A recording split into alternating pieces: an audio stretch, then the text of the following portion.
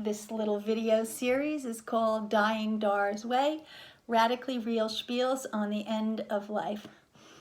I am here today with one of the most special people in my life, Violet, Thank you. whom I have known for over 30 years.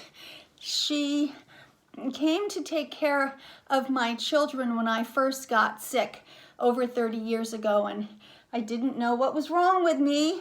Nobody really did, but I had to go into New York City on a weekly basis, and she came here to take care of my children, and I would come home and there'd be collard greens and fried chicken and black-eyed peas and rice ready to go, and the house would be entirely clean.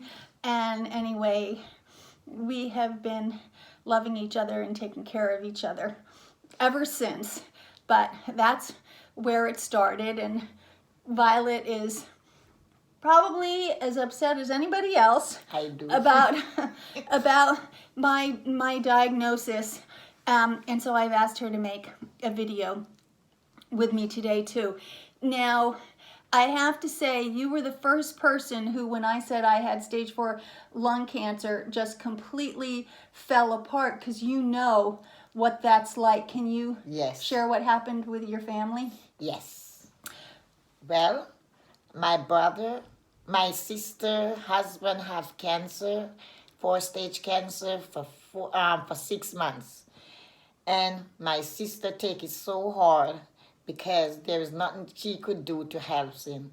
And it's really, really stretched her out. So I know what Dorothy going through, and I love her so much.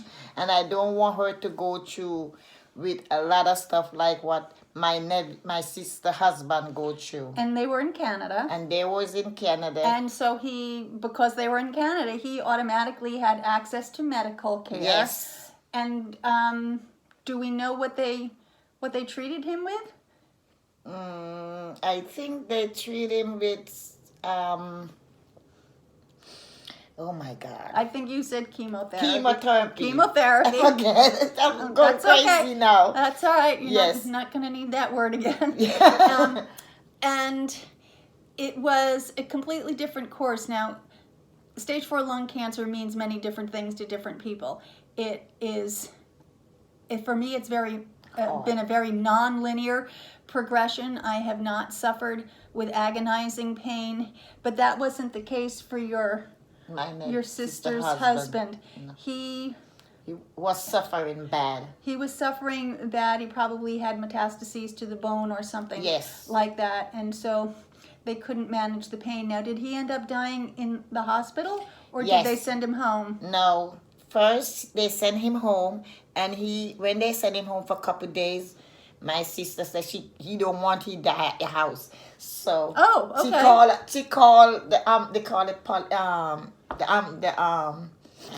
people, and they come and get him, and he died in 2 days. In the hospital. In the hospital. But they managed the pain. They managed the pain, but he died. Okay. You come from Jamaica. Yes. It's a very different scene in Jamaica when somebody's dying or very, very sick. Yes. What about medical care? What about insurance? In Jamaica, it's very, very poor with insurance and medical care. Because if you got cancer and the doctor knows you're going to die, they send you home. Then your family have to take care of you. So whether you've got any expertise at all, doesn't matter. It's usually what daughters and sisters and brothers do. Right. They're showing up and they're taking care of them. And then it's really sort of a waiting game, isn't it? Yes, it is, because you stressed out. You don't know what's gonna happen. You don't know when that person gonna pass away. Right. I don't want to be in their shoes. No, don't want to be in their shoes. Hopefully you never will. Yes. So there are big cultural differences. Yes. When somebody dies in Jamaica, what's it like? Oh my God.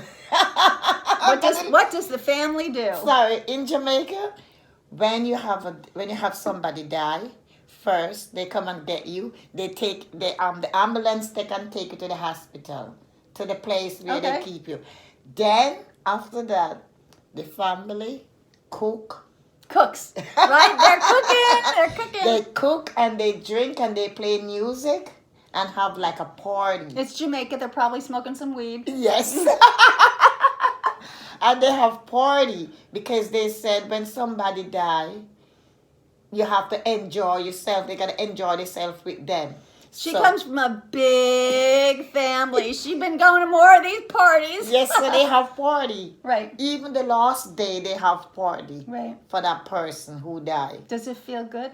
To me, yes. Yeah. Because you remember what they used to do. You're celebrating the life. Life And that's for the end. And That's- that's so good. that's the way it ought to be. Yes. Thank you, I Violet. love you, love Dorothy. you. I love you so much. Mwah. I hope you feel a lot better today.